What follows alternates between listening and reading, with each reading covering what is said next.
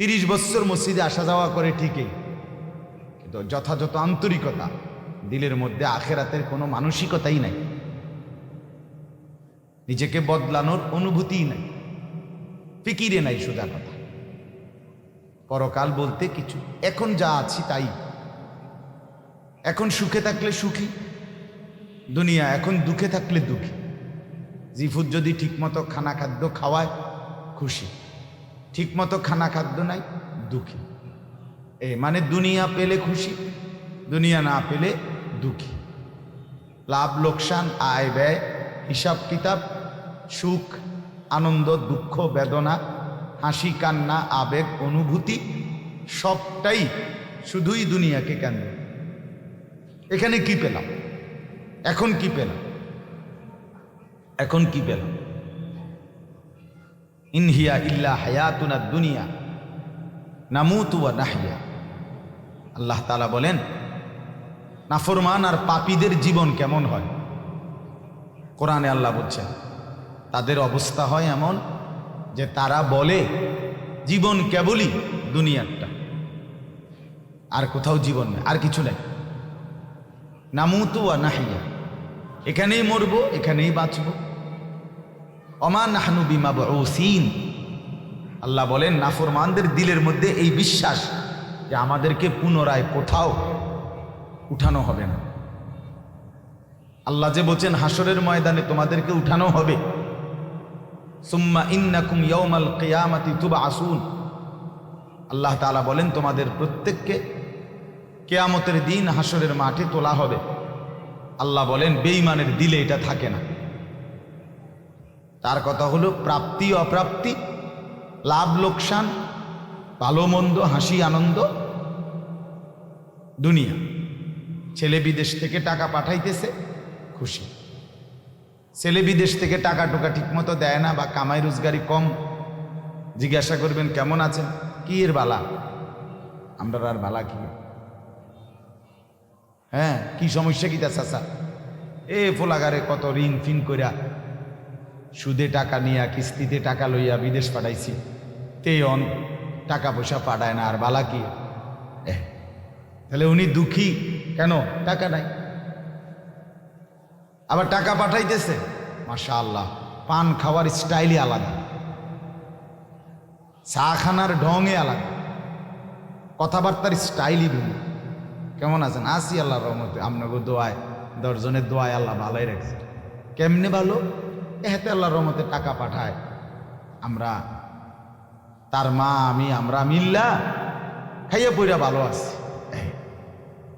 তাহলে ভালো থাকে দুনিয়া, ভালো থাকবে, ভালো নাই দুনিয়া, ভালো না থাকবে তো আখিরাত, কবর, মৃত্যু পরবর্তী জিন্দিগি, সেটির জন্য কি ব্যাপার?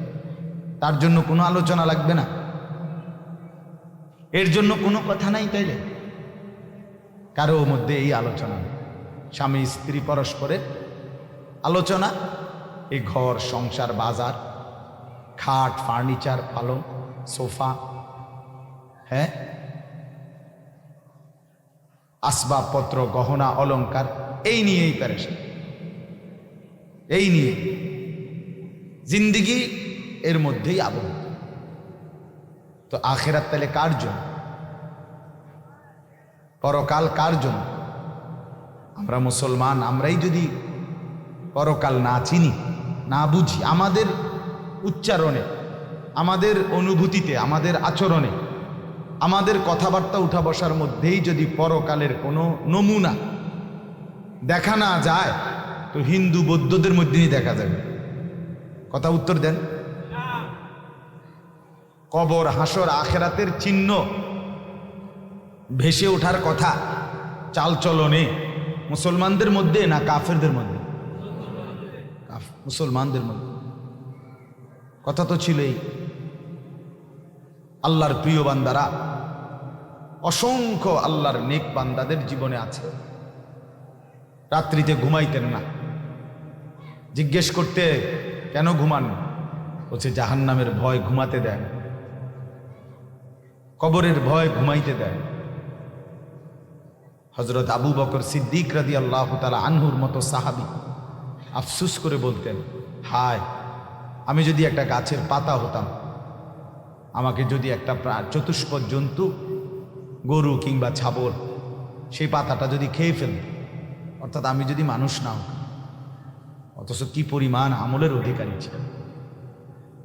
হযরত ওমর রাদিয়াল্লাহু তাআলা আনহুর চেহারা, কপালের দুই পাশ থেকে লম্বা অঝরে কান্নার কারণে দাগ পড়ে গেছিল।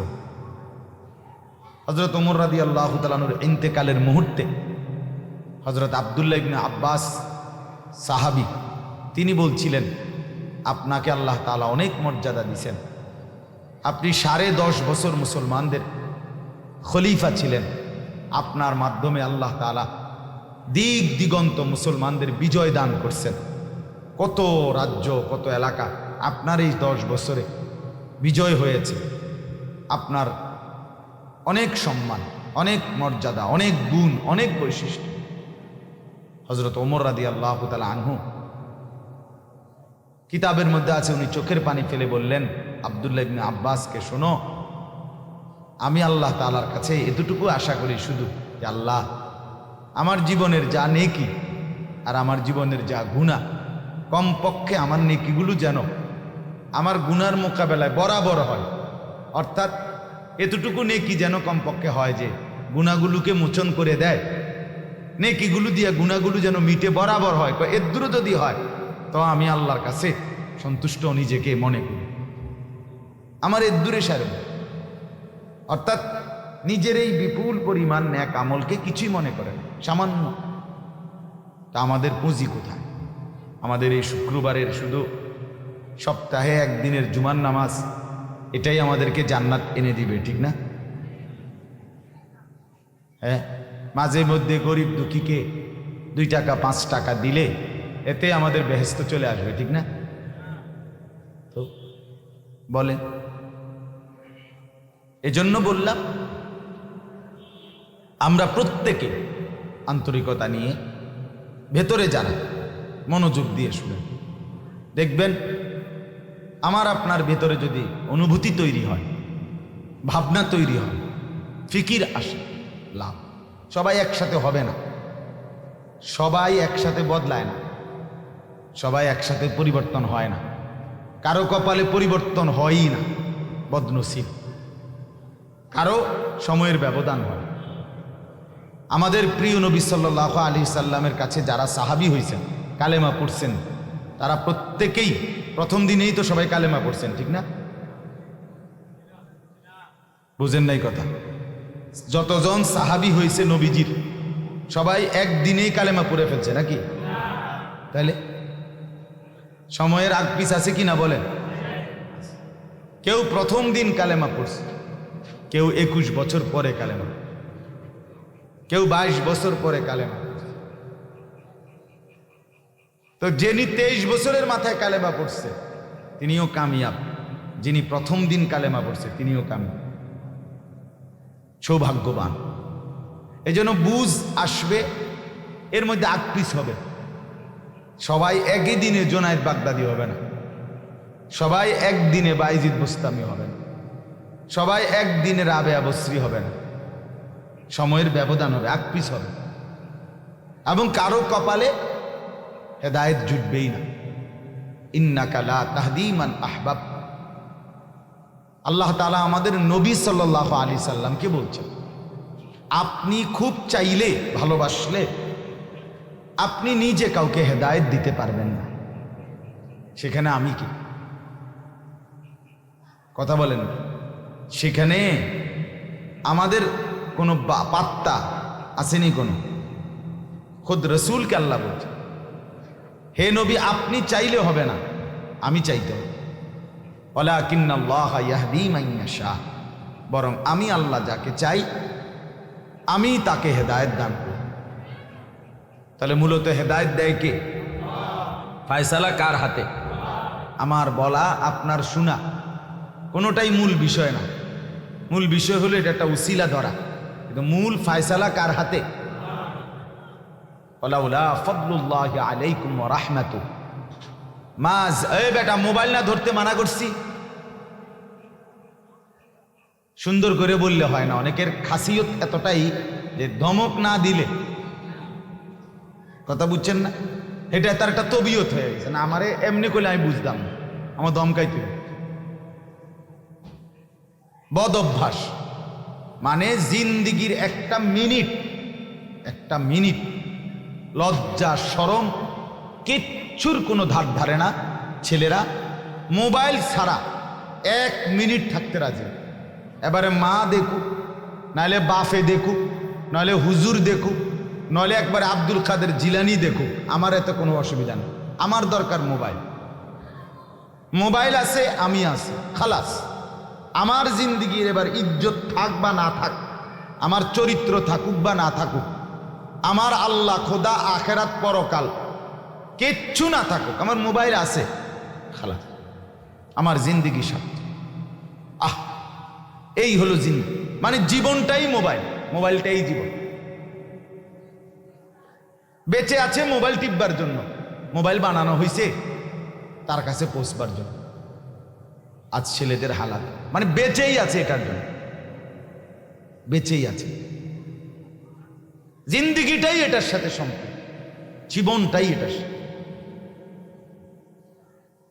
পৃথিবীতে কোনো যুগে, মনে রাখবেন এই পৃথিবীর ইতিহাস এটা, পৃথিবীতে কোনো যুগে একসাথে সম্মিলিতভাবে যুব সমাজ এত বেশি গাফেল, অকর্মণ্য, অপদার্থ কোনো যুগে হয় নাই একসাথে। এখন যে আগে একটা সমাজে, একটা এলাকায় বখাটে দুশ্চরিত্র একজন ছিল, দুইজন ছিল, চিহ্নিত, কথা বুঝেন নাই, চিহ্নিত, তারে মানুষের চিনত, তে সুর গ্রামে চুক্তি হয়তো একজন, তে একটু খারাপ, তার লগে মিশ্র না। কিন্তু এখন ভদ্রঘরের ছেলে, স্বাভাবিক ঘর থেকে বের হইছে মুসলমানের ছেলে, দিনের পর দিন, রাতের পর রাত এক ওয়াক্ত নামাজ পড়ে না।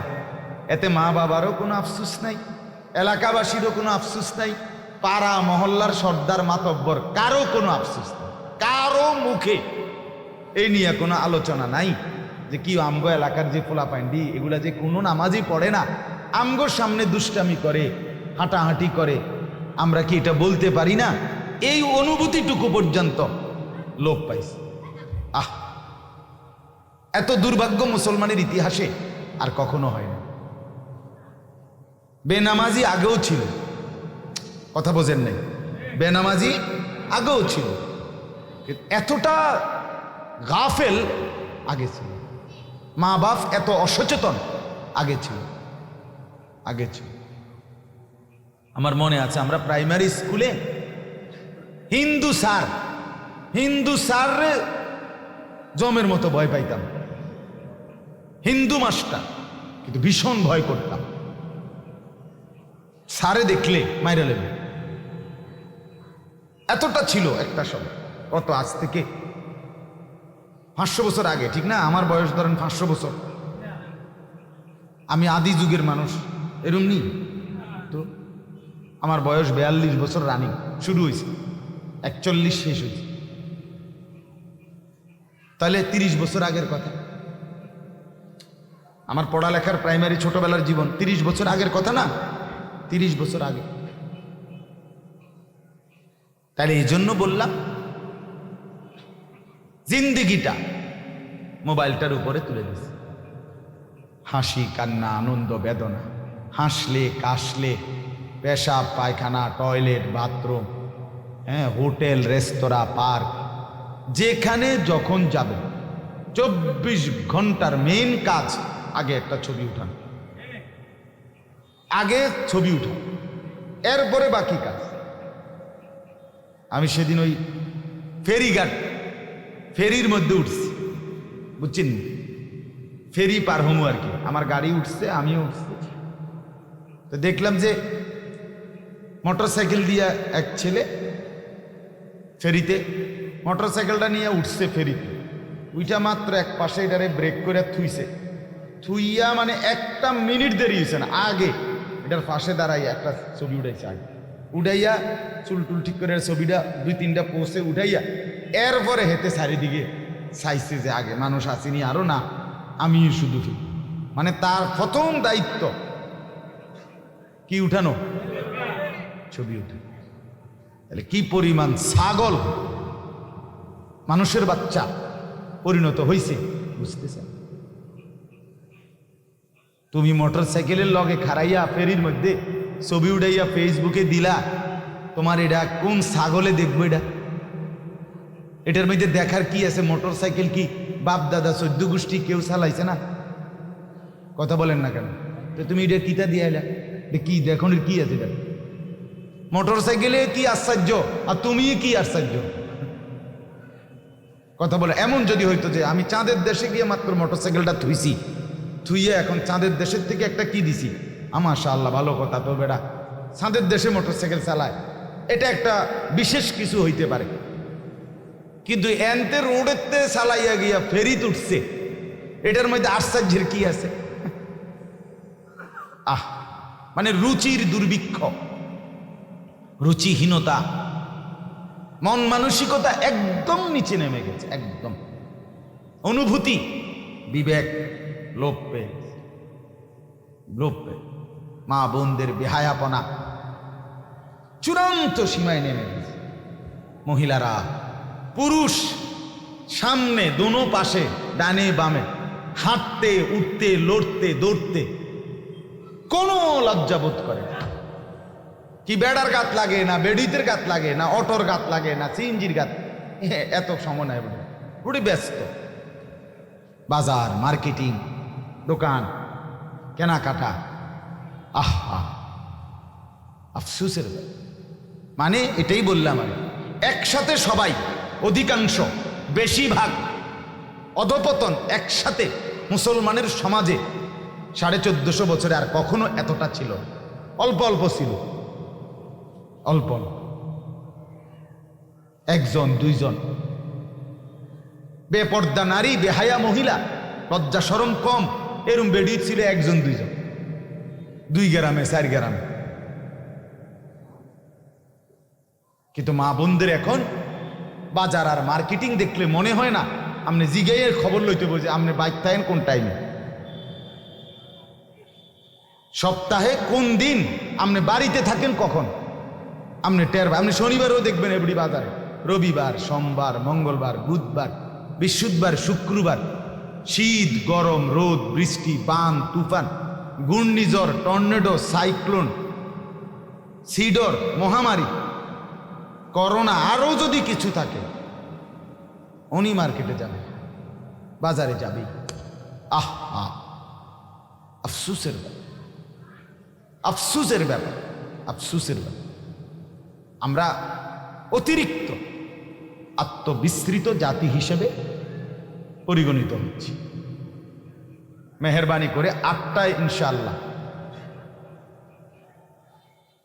এশার নামাজ হবে, এজন্য দয়া করে আশপাশে আজান হলে বাহিরের মাইক বন্ধ করে দেওয়া হবে, এখানেই নামাজ হবে, এজন্য দয়া করে উঠাউঠি করেন। তো বলতেছি ইনশাআল্লাহ, আমি এই কথাগুলো বললাম, অর্থগুলো আমরা বেফিকির হয়ে গেছি। মুসলমানের সবচেয়ে বড় সম্পদ, এক মুমিনের সবচেয়ে বড় সম্পদ, আল্লাহ নবী সাল্লাল্লাহু আলাইহি সাল্লাম 23 বছরে সাহাবায়ে কেরামের জীবন এবং দিল অন্তরে আখিরাতকে বসায় দিয়েছেন। তারা যেন 24 ঘন্টা রাতে কিংবা দিনে, হাঁটতে কিংবা বসতে, ঘরে কিংবা বাহিরে, আখিরাতকে সামনে নিয়েই জীবনটা সাজাইছে, জীবনটা সাজাইছে। কোরআনুল কারীমের শুরুতে আছে সূরা বাকারার মধ্যে আল্লাহ তাআলা বলেন, অবিল আখিরাতি হুম ইউকিনুন, মুত্তাকি বান্দা কারা, কোরআন থেকে হেদায়েত পাবে কারা, কোরআন বুঝবে কারা, আল্লাহর পক্ষ থেকে হেদায়েত পাবে কারা। আল্লাহ বলেন এই গুণ যাদের, তাদের মধ্যে একটা হলো যারা আখিরাতের ব্যাপারে ইয়াকিন রাখে। ইয়াকিন শুধু বিশ্বাস না, বিশ্বাসটা একদম দিলের মধ্যে ইয়াকিন। আগুন জ্বালাইয়া ফেলে, এটা শুধু আমাদের ধারণা না, এটা আমাদের ইয়াকিন, ঠিক কিনা বলেন না? পানি ডুবাইয়া ফেলে, এটা আমরা শুধু ধারণা করছি না, বিষয়টা আমাদের এটার মধ্যে দিলের মধ্যে কি আছে? ইয়াকিন আছে। বরফের মধ্যে ঠান্ডা লাগে, এটা আমাদের ধারণা না, এটা আমাদের কি ইয়াকিন। তার চাইতে বেশি ইয়াকিন আল্লাহ বলে যার অন্তরের মধ্যে আখিরাতের ব্যাপারে, সে মুত্তাকি, সে আমি আল্লাহর পক্ষ থেকে হেদায়েত প্রাপ্ত, সেই সফল, সেই জান্নাতি। ইয়াকিন পর্যায়ে থাকতে মানে এক সেকেন্ড আমি যদি দুঃখে পড়তে পড়তে পড়তে জীবনের কোনো চাওয়া পাওয়া পূর্ণ নাও হয়, কিচ্ছু জীবনের আশা, কত সময় কত কিছু চাইছি, কিছুই পূর্ণ হলো না, খোদার কসম তবুও বিশ্বাস করতে হবে আল্লাহই সত্য, আখিরাতই সত্য। আবার পেতে পেতে আমি যদি গোটা দুনিয়াও পেয়ে যাই, তবুও আমাকে বিশ্বাস করতে হবে এটা স্থায়ী না, এটা কিছুক্ষণের, আমার আল্লাহই সত্য, আখিরাতই সত্য। যার কারণে সাহাবায়ে কেরামের মধ্যে যারা প্রচন্ড গরিব ছিলেন, ওনারাও শতভাগ বন্দিগি করছেন। সাহাবায়ে কেরামের মধ্যে যারা ভীষণ ধনী ছিলেন, তারাও শতভাগ বন্দিগি করছেন। হযরত ওসমান রাদিয়াল্লাহু তাআলা আনহু ধনী ছিলেন। হযরত আব্দুর রহমান ইবনে আউফ রাদিয়াল্লাহু তাআলা আনহু অনেক বড় ধনী ছিলেন। 100 উট ওই জামানায়, নবীজির জামানায়, নবীজির ইন্তেকালের পরে এক সালানে 100 উট বোঝাই মাল হযরত আব্দুর রহমান ইবনে আউফের মদিনার বাজারে সালান ঢুকত, পাইকারি মাল আসত 100 উটে করে। সেই যুগে, আজ থেকে 1300 বছর 1400 বছর আগে, আপনি বলেন তো কি পরিমাণ ধনী ছিলেন তিনি। একদিন শুধু হযরত আয়েশা রাদিয়াল্লাহু তাআলা আনহা, নবীজির স্ত্রী, বলছিলেন, আব্দুর রহমান, তোমার এই বিপুল মাল, এগুলার হিসাব দিতে দিতে তুমি তো হাসরের ময়দানে ফুলসিরাত পার হতে গিয়া তোমার কোমর বাঁকা হয়ে যাবে। আমরা কিতাবে পড়ছি সাহাবী আব্দুর রহমান ইবনে আউফ, ওনার উট 100 উটের মাল মদিনার বাজারে পাইকারি চালান নামাইতেছিল। তখন উনি এই সময় শুনছে, এই কথাইটা ওনার কানে আসছে, সাথে সাথে সবাইকে ডেকে বলছে, ব্যবসায়ীদেরকে, বাজারের লোকদেরকে, তোমরা সবাই সাক্ষী থাকো, আমি আব্দুর রহমান আল্লাহকে কসম করে সাক্ষী রেখে বললাম, এই 100 উট বোঝাই মাল সহ আমি আল্লাহর রাস্তায় সদকা করে দিলাম, বিনিময়ে তবুও আমি কিয়ামতের দিন আখিরাতে ফুলসিরাত বাঁকা হইয়ে পার হইতে চাই না, সোজা হইয়া পার হইতে চাই। আখিরাত হারাইতে চাই না, পরকাল হারাইতে চাই না। দুনিয়া হারাইয়ে ফেললাম, দুনিয়া হারিয়ে ফেললাম। দুনিয়ায় কোনো লস নাই, কারণ দুনিয়া পুরাটাই লস। আলগা লস আবার কি? কথা বুঝেন নাই আপনি? দুনিয়া পুরাটাই কি আলগা লস কি? বিশ্বাস করে 500 টাকা জাগাত লস খাইলাম না রে মিয়া, দুনিয়া পুরাটাই লস। সোফা এটা পুরাটাই লস, কারণ এটা কোনো আখিরাতে যাবে না। কথা বলেন না কেন? এই দামি বিল্ডিং এটা পুরাটাই লস, এটা যাবে না, এটা যাবে। কিন্তু সেজদা পুরাটাই লাভ। এটা একটা সেজদা দুনিয়াতেও কল্যাণ আনবে, আখিরাতেও জান্নাত আনবে। এটা লাভই লাভ, এটা লাভই লাভ। এজন্য সবাইকে বললাম, শুনেন সবাই, কিন্তু সবাই বদলায় না কা, এটা আপনার ভাবার দরকার। আপনি বদলাবেন কিনা সেটা ভাবার দরকার। সবাই লইয়া চিন্তা করলে একসাথে, যে যেদিন আমরার গ্রামের সবাই ভালো হবে, নামাজি হবে, সেদিন থেকে আমিও পড়মু, তাহলে হইতো না। আপনি জীবনও পারতেন, তাইলে পারতেন না। আপনি আগায় যাইতে হবে আলাদা, অন্যকে ডাকতে হবে আল্লাহর দিকে, কিন্তু নিজেকে বাদ দেওয়া যাবে না। নিজের জীবন গঠন করতে হবে, নিজের জীবন। আমি আপনাদের সবাইকে বললাম এশার নামাজ পড়েন, এখন সবাই পড়লো না দেখে বুঝি আমি পড়তাম না। কথা বলেন না কেন? সবাই পড়ছে না দেখা আমিও পড়তাম না, এটা কথা, এটা কোনো যুক্তির কথা হলে উনি কথা বলেন। এই জন্য বললাম এটা গুরুত্বপূর্ণ। আমরা এটা বুঝি কম। আমরা শয়তানে বুঝাই দিছে, ইবলিসে, যে বলবি কি করমু, গ্রামের সবাই এটা কয়, 10-এর এটা মানুষের, এইটা এই মানুষের উপরে বলে, সবাই বলছে, সবাই বললে কি হয়েছে, তাই বলে আপনি, সবাই বলছে পানির ঝাঁপ দিতে, এজন্য আপনি পানিতে ঝাঁপ দিবেন, সবাই বলছে আগুনে পড়তে, এজন্য আপনি আগুনে পুড়ে যাবেন। কোনো বাস যদি অ্যাক্সিডেন্ট হয়, 50 জন যাত্রীর মধ্যে যদি 49 জনও মারা যায়, আর একজন লোক যদি বুঝে সে বাঁচতে পারবে, বের হইতে পারবে, এই কারণে সে যে না 49 জন মরে গেছে, যেহেতু আমার আর বাচ্চা লাভ কি, আমিও মরে যাই, এটা নিয়ে কই বসে, সে কি একা হলেও বাঁচতে চাইবে না? তাহলে আপনি জাহান্নাম থেকে বাঁচতে চাইবেন না কেন? সেটা কি আগুন না? সেটা কি এর চাইতে বড় বিপদ না?